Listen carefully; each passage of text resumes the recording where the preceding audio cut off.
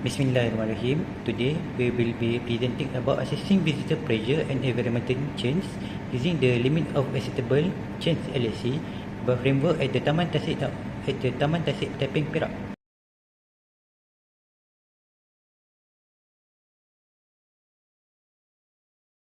This is our introduction. Introduction for Taman Tasik Taiping. Taman Tasik Taiping is serve a vital urban recreational park that promote health urban living by the providing space for social interaction, environmental maintenance and public health. Challenging face when develop sustainable park. Park manager face significant challenge in the creating policy that satisfy growing recreational demands. Traditional management based on carrying capacity is often criterious because it oversimple the complex social environmental interaction.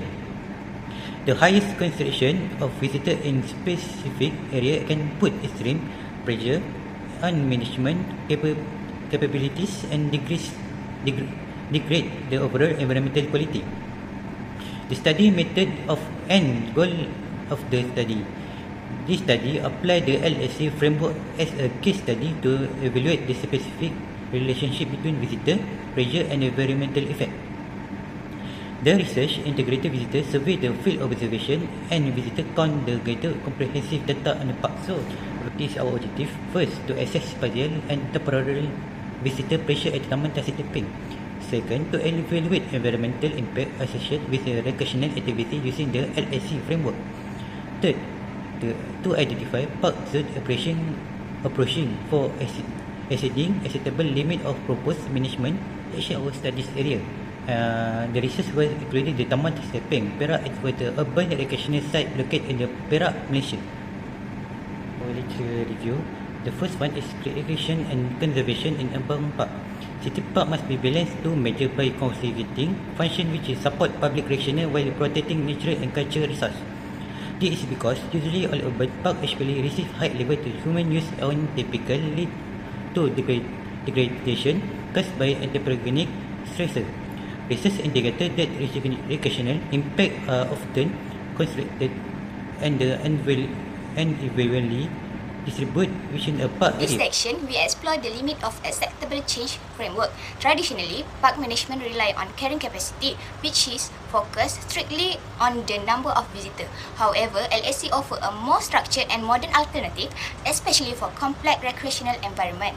The core of the LSC process involve defining clear objective, selecting measurable indicator, and establishing standard to monitor environmental and social condition.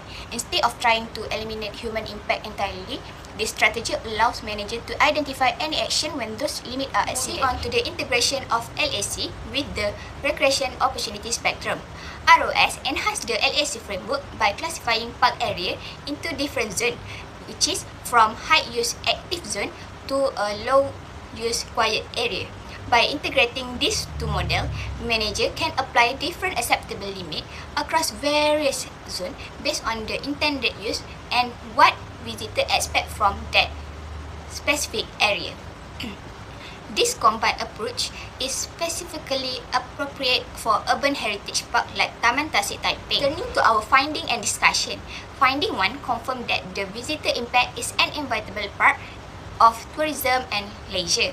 Since we cannot eliminate impact, the LAC framework focuses on managing the amount of change deemed appropriate. For finding 2, highlight the necessity of essential indicator and standard.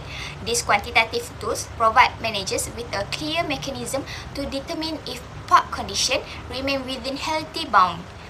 Next, finding 3 is emphasize the role of stakeholder and public participation. Achieving agreement among user is a key factor in a successful LAC application. When the public is involved, management goals align with community value, which build stronger support for any necessary management action. Finding 4 shows the visitor impact are partially concentrated in high-use zones such as jogging track and lakeside area where soil compaction and litter are most evident. For finding 5, it notes as a significant temporal variation, which is environmental stress peak during a weekend and public holiday when crowding is at highest. Crucially, in finding 6, it reveals that the park's effective carrying capacity is often limited by management constraints rather than physical spaces. Issues such as staffing level, waste management frequency, and maintenance schedule dictate how many visitors the park can truly sustain. When the visitor numbers exceed the management's operational capacity, environmental degradation accelerates.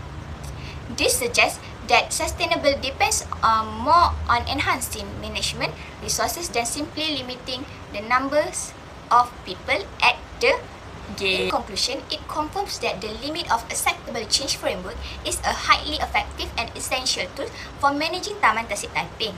It allows us to move beyond inadequate model that focus only on headcount and instead prioritize the actual desired environment and social conditions. By using measurable indicator, continuous monitoring, and smart zoning strategy like ROS, we can successfully balance recreational demand with conservation needs.